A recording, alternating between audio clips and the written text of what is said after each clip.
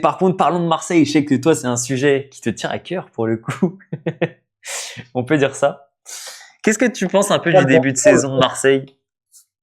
On drop sur Marseille comme ça? Oui, on Sans va dropper prévenir? sur Marseille. On est dans ta zone de Gros. confort. Oh, ma zone de confort. Je suis avant tout un amour du sport, lucide dans toutes les situations. Marseille vit une époque. Une Je époque. sais, je Marseille quand même. J'ai quand même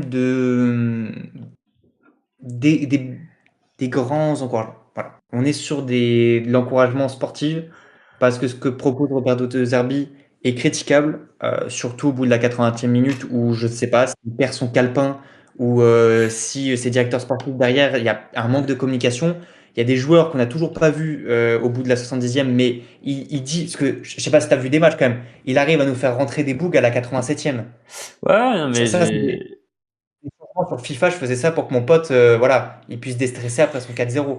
Non, Roberto De Zerbi, j'ai quand même un peu plus de difficultés sur la fin de match, mais pour moi, il fait toujours des gros débuts de match et je trouve qu'en Ligue des Champions, alors ça reste que mon avis. Alors il y a des matchs où c'est un cimetière, hein, c'est vraiment des moments où on se demande si le football s'est perdu dans le Vélodrome. On sait qu'il est immense avec beaucoup de supporters, avec la meilleure ferveur de France, mais en tout cas, des fois, le football s'en est perdu.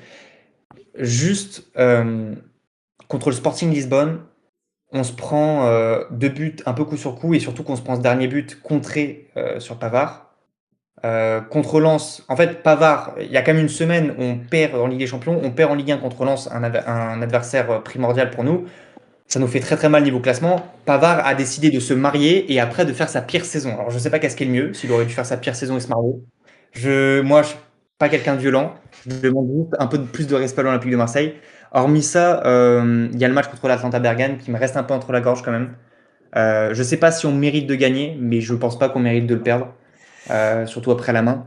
Et même si on parle de Ligue 1, Marseille, comme le Paris Saint-Germain, sont connectés à la Ligue des Champions. Et du coup, quand tu joues une aussi grande compétition le mardi, mercredi, bah, tes performances peuvent avoir des coups durs un peu en week-end.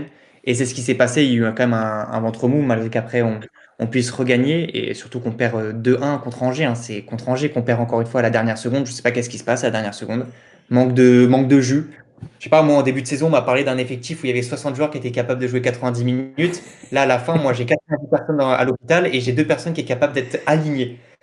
Ça, c'est autre chose. Encore une fois, je permets encore une fois de pas trop critiquer Roberto De Zerbi parce que je pense qu'il est capable de faire une deuxième partie de saison exceptionnelle. Euh, et comment parler de l'Olympique de Marseille si on ne parle pas du bon vieux Robinho Vaz? J'aimerais bien voir, avant que je parle de Robinho Vaz, j'aimerais bien voir ton petit avis j'ai vu des journaux, on l'appelait, c'est un mélange entre Pelé, Ronaldo et Messi. Toi, Moi déjà, je vais te donner tu me mon avis sur réponds. Marseille globalement et après je vais revenir sur Robinho Vaz. Pour moi, je vais être un peu moins dur alors que pourtant tu connais mon avis sur la question. Je vais être moins dur que toi avec l'Olympique de Marseille. Je trouve que alors oui, en Ligue des Champions pour moi c'est cata. C'est cata et je vais aller même plus loin. Pour moi, c'est cata parce que je trouve que offensivement, il manque quelque chose à l'Olympique de Marseille en Ligue des Champions. Par contre, de l'autre côté, en Ligue 1, je trouve qu'ils font, à part le tout début de saison, où ils perdent deux matchs sur les trois premiers matchs où c'est compliqué. Je trouve que depuis ça, bah, ils se sont plutôt très bien relancés. T'as même justement leur match contre Angers, au final ils le perdent pas, il y a deux partout, tu vois. Donc franchement, moi je te Pour trouve moi, il est perdu. dur avec Marseille en Ligue 1. Je trouve que bah tu vois la victoire la victoire contre le Paris Saint-Germain parle beaucoup, alors que je pense pour le coup je suis pour le PSG, mais je trouve que la victoire montre à quel point l'OM a réussi à évoluer cette année, en tout cas en championnat. Je trouve qu'ils sont moins, ils arrivent à plus développer et à moins se prendre les pieds dans le tapis bêtement comme ils faisaient les années précédentes, où vraiment je trouvais ça dommage parce qu'ils gâchaient tellement de potentiel. Et là, cette année, je trouve qu'on a une vraie adversité. Je pense que ça va être serré entre le PSG et Marseille pendant un bon bout de temps. En vrai, je suis d'accord avec toi. Sur les petites équipes, malgré Angers, on arrive à faire la différence. Moi, en vrai, si je parle de l'OM, je vais être positif parce que on est quand même en haut du classement. On a battu le Paris Saint-Germain. Mais quand tu parlais de pas refaire les mêmes erreurs que l'année dernière, je suis d'accord sans être d'accord parce que, en vérité, on prend les matchs pour l'instant qu'on a eu. Il y a eu des très bons moments, mais si le Paris Saint-Germain ne décide pas de faire pas n'importe quoi, mais d'avoir plus personne à pouvoir aligner, le Paris Saint-Germain a quand même aligné en Ligue 1 des joueurs qui avaient à peine 16 ans.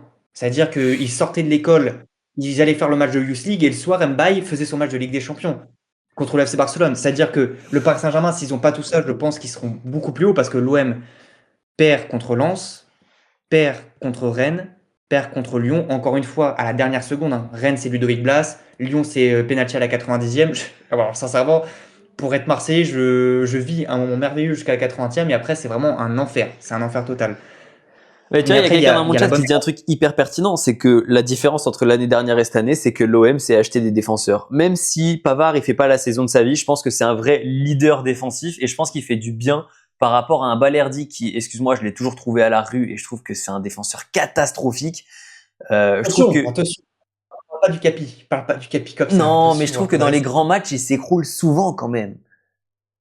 Enfin, dis-moi ce que t'en penses en tant que Marseillais, mais j'ai quand même l'impression que tu vois, dans les gros matchs, Balerdi, que ça soit contre le Paris Saint-Germain, à chaque fois il s'écroulait en Ligue des Champions, je le sens fragile. Allez, en fait, c'est difficile parce que il est tellement bousillé au sol que qu'en fait, quand il a une bonne phase, en fait, pour moi, je garde que la bonne phase. C'est-à-dire que je garde que les 5 matchs où il te fait des relances, il est propre sur l'homme. Mais après, en début de saison, il fait un gros début de saison.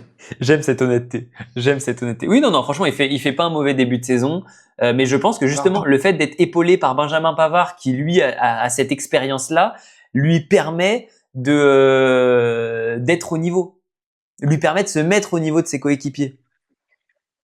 est-ce que je peux faire un. Je me permets, on est d'accord qu'on est sur un des plus grands podcasts de France. Si je peux me permettre de parler à l'hôpital de l'Olympique de Marseille, est-ce que juste vous pouvez nous rendre Aguerd et Medina, s'il vous plaît? Parce qu'en fait, juste, on n'a plus aucun des. Non, on doit aligner. Oh non, alors, j'allais dire que le PSG, eux, ils peuvent aligner des boucles de 16 ans. On les a pas. Je sais pas qu'est-ce qui se passe au centre de formation au niveau défenseur, mais outre Boubacar Kamara qui a fait milieu défensif, puis après à l'OM et qui est passé défenseur parce qu'on avait personne, et puis qui est repassé milieu défensif à Aston Villa, mais avec l'Olympique de Marseille, là, on se bat avec des bougs. On n'a pas encore aligné, hein, mais on a un boug, je sais pas, mais attends, je suis quand même sur l'effectif de Marseille que je connais très bien, mais Emerson, Egan Riley, et Riley en plus c'est un milieu de terrain. On a Murillo. En fait, le problème c'est qu'on a des pistons, c'est atroce. Murillo, Ulysse Garcia. Waouh, c'est la galère. Ça c'est des joueurs, j'ai pas vu leur note FIFA, mais c'est des joueurs à 71 de général que tu décides de mettre sur le banc de remplaçant. Non, on est obligé de les faire jouer. Et en plus, Roberto De Zerbi, le problème c'est qu'il met les pistons en. Tactiquement, c'est vraiment mis en valeur. Et on le sait avec Roberto De Zerbi, il joue beaucoup avec la verticalité et il utilise du coup les pistons pour faire avancer les blocs et les reculer. Ouais, Et on mais l'a vu justement, surtout c'est sur là le où duel. Emerson qui est arrivé cette année fait du bien, hein. Il fait du bien, mais Emerson, c'est. C'est pas au niveau auquel on l'attendait, je suis d'accord. Maintenant, je trouve Non, que mais en fait, dans toutes les analyses que je porte sur l'Olympique de Marseille, Emerson, bien sûr que c'est correct, bien sûr qu'il fait le taf qu'on lui demande, mais Mehdi Benassia dit quelque chose de très bon. Il y a eu quand même beaucoup, il y a eu quand même beaucoup d'achats, hein. Il y a eu quand même beaucoup d'achats, il y a quand même beaucoup de prêts en achat, c'est-à-dire qu'ils sont pas encore dans le club pendant, ils sont prêts d'achat quoi. C'est-à-dire qu'il faut les acheter au bout d'un an. Je vais pas t'expliquer le truc, mais c'est que quand même Mehdi Benassia le dit très proprement, il faut passer un cap. Et le cap passe par, il y a des joueurs qui vont devoir faire plus qu'on leur demande. Que ça soit dans les passes, que ce soit dans la concentration, parce que sinon, en fait, l'OM va rester dans un bloc où c'est bon, on est en train d'avoir une industrie qui est capable de faire troisième, deuxième, quatrième, mais on l'a vu. Si là, on perd encore ces deux matchs contre Atlanta Bergame et Sporting, c'est pas pour rien. Et si on perd contre Lens, qu'on n'arrive pas à gagner, on a mis l'occasion, si on n'arrive pas à faire la différence contre Rennes, où je vois Rongier et son petit pote, là, comment il s'appelle, Merlin, être sur la table de Ligue 1 et commencer à danser comme s'il n'y a pas 6 mois, ils étaient en train d'être dans le vestiaire de Marseille, c'est-à-dire que sur ces aspects-là, moi j'en demande plus. Mais sur ce qu'ils sont capables de faire, ils le font. Je vais pas, tu vois, c'est comme Balerdi, c'est une cible facile, mais pour l'instant, avec le potentiel qu'il a et le joueur qu'il est, il fait ce qu'il fait. Genre, comment il s'appelait là, le mec l'année dernière, c'était qui? C'était le défenseur de Brest. Bras. défenseur de Brest. Il jouait quel poste exactement? Défenseur. Défenseur Par pitié, central? le chat. Ouais, le chat servait à quel Bressier? Si, Bressier. C'est ça, ça doit être Bressier, un truc comme ça, Brassier. Bressier, ça Je me vais dit faire ma quelque petite recherche chose. Ouais, Brassier, avant Brassier.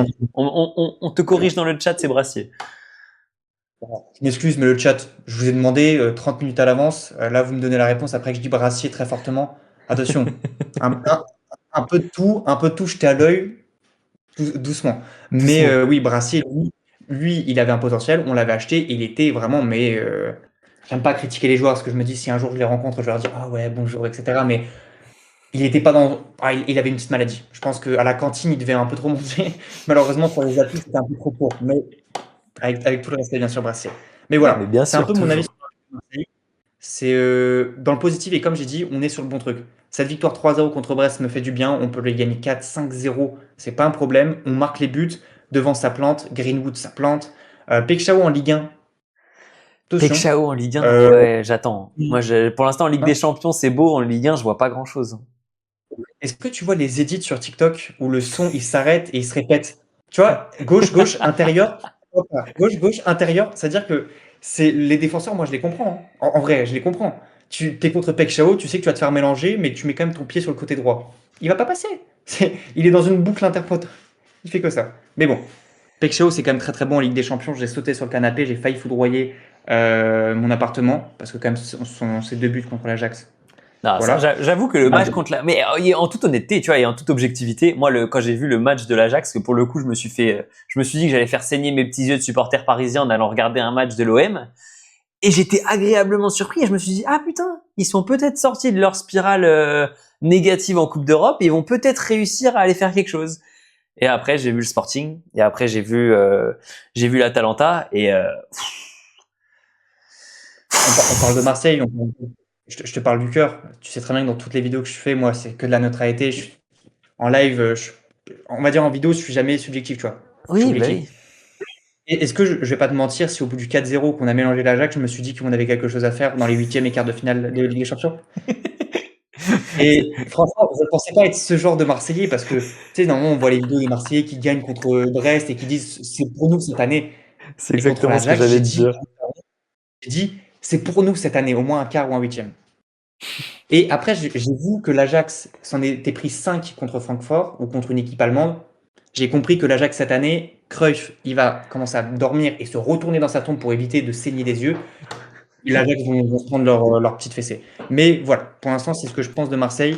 Tactiquement, j'aimerais t'en parler pendant des heures. Malheureusement, il y a beaucoup trop de blessures, de changements de tactique. On voit que deux arbitres tentent beaucoup de choses et c'est difficile à analyser parce qu'à chaque match, on sent qu'il y a des dispositifs qui sont changés. C'était contre Atalanta, mais c'était aussi contre Metz qui avait très bien marché. C'était un jeu à la verticalité où Aubameyang était devant. Et en fait, dès que c'était la transition, il revenait et les deux, ils couraient en 100 mètres. Et du coup, Aubameyang qui a un jeu de remise exceptionnel, et peut-être qu'on parlera de Strasbourg avec Panicelli, mais Aubameyang a un jeu de remise qui est fou, et ça permettait ces actions-là. Mais comme chaque match, il y a quand même un changement, j'ai du mal à te donner une lignée, tu vois. Il y a certains clubs où on sait un peu ce qu'ils font. Tu vois, Strasbourg, Ouais, on bah sait quand oui. même un peu ce qu'ils font. Du coup, voilà. Mais c'est un peu pour l'instant ce que je ressors de l'OM. Encore une fois, je vais demander quelque chose que j'ai pas eu depuis que je suis né, la régularité. On a eu, non, mais on a eu le droit à 5 matchs avec PSG, Strasbourg, Ajax, Metz, Le Havre. Je pense que dans ma vie, j'ai rarement vu 5 victoires de Marseille d'affilée. Bah, surtout Et je avec un pense que celui enchaînement qui où t'as devait se le couper, PSG dedans, quoi. oui, le mec qui devait se couper les cheveux là pour Manchester United, il serait bien content. Mais bon, de toute façon, peut-être à un autre club parce que sinon, mais sinon, toi, de plus en Ligue 1, est-ce qu'il y a des joueurs, Robinho Vaz, par pitié, on allait changer Ouais, de sujet alors Robinho que Vaz. même. Alors franchement, Robinho Vaz, je pense que ça peut être le game changer de l'OM sur cette deuxième partie de saison. Je pense que honnêtement, alors mes propos ils vont être en deux parties. La première sur le joueur en lui-même. Honnêtement, je le trouve incroyable. Il me fait penser à vraiment à cette jeune génération elle, pleine d'audace, qui ont envie de s'imposer, de montrer qu'ils ont des grosses choses à jouer. Maintenant, j'attends de voir comment l'OM va réussir à gérer ce cas. À le garder. Ouais, et en fait j'ai peur qu'ils essayent de faire une grosse plus-value dessus en une fois et qu'ils s'en débarrassent trop vite. Après, Moi, Ouais. j'espère de tout cœur pour notre Ligue 1 parce que j'estime que notre Ligue 1 elle est belle, que l'OM va réussir à le garder et à en faire un très bon joueur. Maintenant, et je pense que il peut être, tu vois, je pense que là, un Aubameyang peut être exceptionnel pour le mener un peu et pour le faire grandir, en tout cas sur un point de vue d'expérience. Je suis d'accord. Mais Je suis d'accord pour en ça. termes de niveau, c'est vrai que moi, je le trouve incroyable et j'adore ce qu'il propose. Honnêtement, ça fait plaisir de voir un joueur comme ça briller en Ligue 1. J'espère qu'il va avoir un poil plus de temps de jeu sur cette deuxième partie de saison, notamment en Ligue des Champions. Maintenant que entre guillemets, ça va être compliqué de se qualifier. J'espère que De Zerbi va essayer de le mettre en avant, de le pousser pour aller chercher du temps de jeu, de l'expérience sur les gros matchs européens et de voir ce qu'ils sont capables de produire, enfin de voir ce qu'il est capable de produire. Bah, là, quand même, sa chance, c'est que Timothy Weah, je pense qu'il donne pas la satisfaction aux entraînements. Parce que je pense que De Zerbi et Benassia il y a beaucoup de choses, et même dans le football, il y a beaucoup de choses où des fois on se pose la question pourquoi lui il n'est pas titulaire, etc. Peut-être on voit pas ce qui se passe aux entraînements. Robin Novas a la chance de ne pas avoir Amine Gouiri dans les pattes, parce que sinon il serait pas titulaire et même pas remplaçant. Parce que Amine Gouiri, c'est comme l'année dernière, sur les 8 derniers matchs, et plus sur les 5 derniers matchs, il a enchaîné 7 buts avec 2 passes décisives. C'est celui qui nous fait passer un cap, parce que l'année dernière c'était pareil, hein, c'était jusqu'à février, c'était un cataclysme. C'est-à-dire qu'on gagnait, on perdait, on perdait, on gagnait, Ouais. on gagnait, on perdait. Amine Gouiri a ramené cette simplicité qu'il avait même avec l'Algérie, et je lui donne encore toute ma force, hein. Lui qui était à l'hôpital après cet attentat que le gardien en qualification de Cannes lui a fait. Je sais pas si c'était contre quelle équipe, je me rappelle plus, j'ai pas envie de dire de bêtises. Et aussi parce que Neil Maupay a décidé, je pense pas que c'est lui, mais il joue avec la Détroit. Je sais pas si t'as vu, mais en Coupe de France, Oui, tu vois, ouais, il y a les bus qui sont conduits là dans le sud, Aix-en-Provence, etc. Neil Maupay, il fait des transitions. Je trouve que c'est bien parce que ça donne de la valeur, et je pense que pour Roberto De Zerbi et Nasser, ils se disent, lui, on va aller à la guerre avec lui. Et je pense pour aller à la guerre, il faut des camions conduits, et dedans, il y a tous les joueurs derrière. Et je pense Mais qu'il Neil tu vois, ce Maupay, qu'on est en train de me dire dans mon chat et ce que je trouve très vrai, c'est que Amine Gouiri, c'est hyper irrégulier. Il fait 5 très bons matchs, mais à côté, t'as 9 matchs complètement vides où il state rien. à Marseille. Ouais. Ah, si dans le chat, et je vais pas te mentir, j'ai ton chat sur le côté droit, si c'est un peu de tout qui parle de 9 matchs, c'est pas l'OM. Ça doit être, oui, à Rennes, oui, à Lyon, oui. Maintenant, en tout cas, à l'Olympique de Marseille en fin de saison, c'était quelque chose quand même. On a eu. Non, En fait, le non, truc, non, c'est il qu'en fait fin de une saison. bonne fin de saison, mais ouais. J'attends de voir j'attends de voir comment il va revenir. Et après, en plus, Bien sachant sûr, qu'il va après, être absent, il va être absent à cause de la CAN. Donc, c'est aussi à prendre en compte. S'il est sélectionné, bien c'est sûr. bien. L'Olympique de Marseille a décidé de ne plus prendre de joueurs africains et d'aller que sur les joueurs argentins. C'est-à-dire que pour nous, la CAN, ça va être du bonus. C'est-à-dire que là, tu vois, les Metz, le Havre, etc., on va avoir Pinocchio en buteur et on va avoir Pumba en défenseur. Et nous, on va avoir tous nos joueurs. On va avoir nos joueurs tout en forme, tout pimpon. Et ça me fait plaisir. Non, Ça, je c'est vais pas te fort. mentir, ça me fait J'étais en plaisir. train de regarder les matchs restants pour l'OM en Ligue des Champions. Oh, oh, ça va être compliqué, hein. Vous recevez Newcastle. Alors, vous avez de la chance, déjà, vous vous déplacez pas à Newcastle, donc Ah ça peut oui, jouer le match Alexandre, nul. avec leur terrain, on dirait un skatepark, le truc. C'est ça.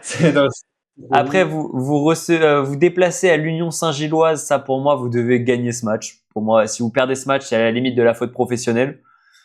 Et ensuite, vous recevez Liverpool et vous vous déplacez à Bruges, qui pour moi seront 2 matchs perdus. Donc, ça va être compliqué, hein. Après, j'attends de voir est-ce que le Vélodrome est capable de prendre feu pour complètement anéantir Liverpool dans leur saison compliquée. J'avoue que je moi, kifferais un peu. euh, c'est dommage que Liverpool arrive en avant-dernier. Parce qu'en fait, je connais beaucoup trop bien mon club pour savoir que contre Liverpool, tu fais un match masterclass et tu fais nul. Et après, tu perds contre Bruges. Ça, moi, je connais mon Ça, je connais mon club. Tu vois, ça, c'est des phrases que des Marseillais qui peuvent te dire des phrases comme ça. Tu vois, le Paris Saint-Germain, tu fais nul contre Liverpool, tu mets la peste à Bruges et tu leur mets 5-0 pour, voilà, pour bien leur faire comprendre que un club avec autant d'argent détruit la Belgique. Un petit big up à la Belgique qui nous ont battus en Coupe Davis hier. Heureusement que j'ai pas fait de vidéo parce que sinon j'allais broyer mon écran. Mais sinon, en parlant de Marseille, contre l'Union Saint-Gilloise, je pense qu'on est capable de faire nul et très largement. Parce que peut-être que toi, tu regardes pas à 18h parce qu'on rentre de la fac, mais à 18h, il y en a qui jouent en Ligue des Champions. Ah ben, Ça je s'appelle sais. Union Saint-Gilloise et ils font chier sur certains points. Non, J'avais vu un mais match, c'était contre qui? Non, mais je suis d'accord qu'ils font chier. Maintenant, tu vas pas me dire que vous êtes censé. Je veux dire, sur le papier, normalement, vous faites pas emmerder par l'Union Saint-Gilloise. Mais LC Sport, ta mémoire est courte, c'est que l'Olympique de Marseille et sur le papier, ça n'existe pas. On perd contre des boucs de Poitou-Charentes en Coupe de France en D5 en huitième. Ça fait 6 ans que je vis que ça. C'est-à-dire que tu me parles de oui, sur le papier, Marseille, bien sûr que sur le papier, il doit gagner. Mais Marseille fait nul. Contre le Sporting Lisbonne, ils font un début de saison très moyen. On doit faire mieux. Attendre la Bergane, ça fait 26 matchs qu'ils n'ont pas gagné un match. Et là, comme par hasard, ils se relancent avec l'Olympique de Marseille. Toutes les équipes se relancent avec nous dès qu'on est en Ligue des Champions. Mais je pense qu'on est capable de faire quelque chose de plus grand. C'est de nous faire croire que c'est possible en gagnant à Newcastle et de faire nul ou perdre à l'Union Saint-Gilloise. C'est ma Oh, ça take. serait fort. Retiens-la. Ça serait Retiens-la parce fort. qu'à Newcastle, on est capable de gagner.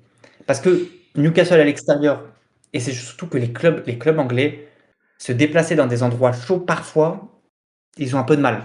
Parce qu'il y a la take de oui, en Angleterre, c'est chaud. C'est chaud. Merci, merci l'abbé Pierre, merci de chanter comme jamais.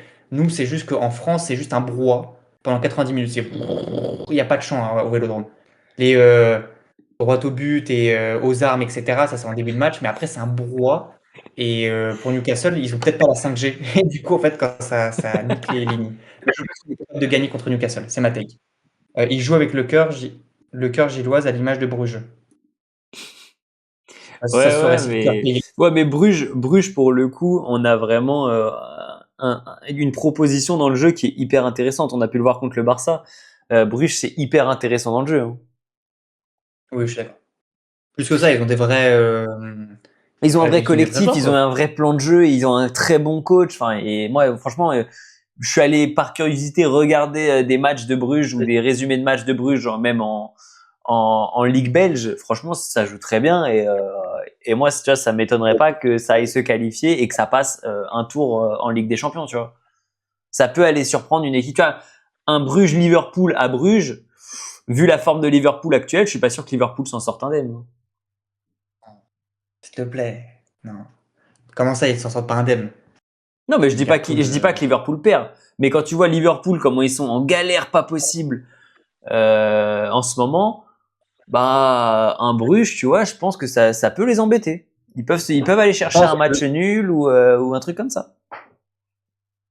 je pense que le club de Bruges a affronté un FC Barcelone qui était bon, mais qui défensivement sont en construction de quelque chose que personne aime, mais ça leur a permis des espaces, mais monstres. Et je pense que ils doivent en plus gagner parce qu'il y a un penalty que j'avais vu, mais qui a été sifflé qui a pas été sifflé, mais qui est monstrueux, tu vois. C'est vrai que normalement ils doivent gagner 1000 fois, mais je pense que si Liverpool va à Bruges, il les tue.